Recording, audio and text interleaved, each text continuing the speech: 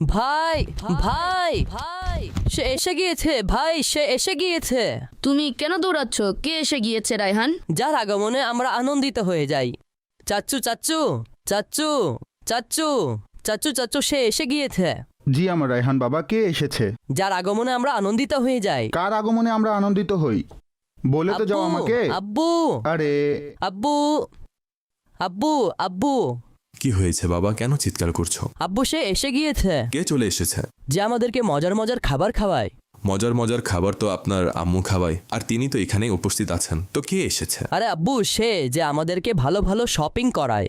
Shopping তো আমি করাই, আর টাকাও তো আমি খরচ করি। দাদা দাদা দাদা দাদা হ্যাঁ, বলো। সে চলে এসেছে।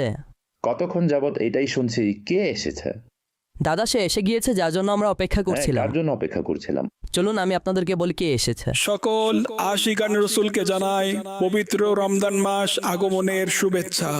রমজান রমজান মাহে গুফরান মাহে গুফরান মাহে রমজান রমজান রমজান মাহে গুফরান মাহে গুফরান মাহে রমজান।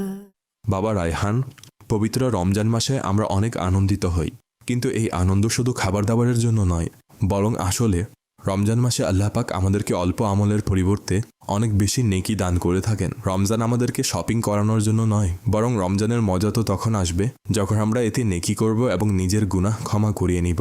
রমজান রমজান মাহে